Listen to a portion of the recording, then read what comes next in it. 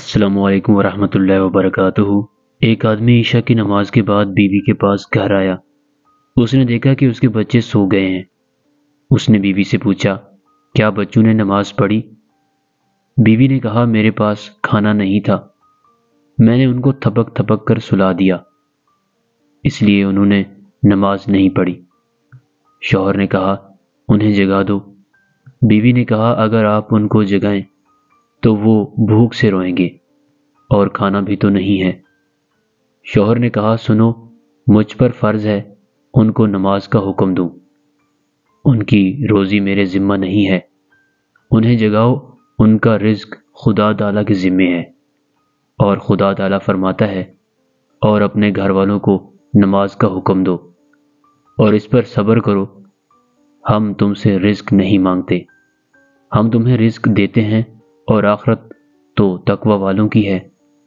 ماں نے اندر آ کر سب بچوں کو جگایا، اور جب وہ نماز سے فارغ ہی ہوئے تھے تو دروازے پر دستک ہوئی۔ ایک امیر آدمی دسترخوان اٹھائے ہوئے کھڑا تھا جس پر انتہائی لذیذ کھانا موجود تھا۔ وہ شخص بولا، اسے اپنے گھر والوں کے پاس لے جاؤ۔ خاوند نے کہا، اتنی رات گئے کھانا لائے ہو، کیا وجہ ہے؟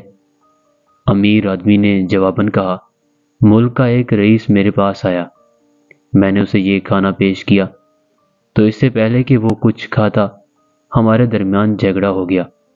اس نے قسم کھائی کہ میں کچھ نہیں کھاؤں گا اور باہر چلا آیا، تو میں نے کھانا اٹھایا اور کہا، جہاں بھی وہ جائے گا میں کھانا اس کے پاس لے جاؤں گا۔ خدا کی قسم، وہ آپ کے دروازے پر آ کر غائب ہو گیا۔ خدا کی قسم، مجھے لگتا ہے کہ وہ مجھے آپ کے پاس لایا ہے۔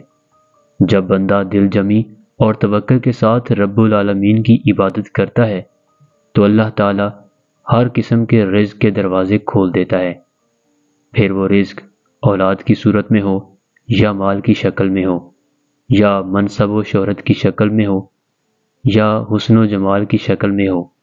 بس اللہ پر توکل کریں اور اس کی عبادت کریں، باقی رزق کے معاملات اس پر چھوڑ دیں۔ جزاک اللہ۔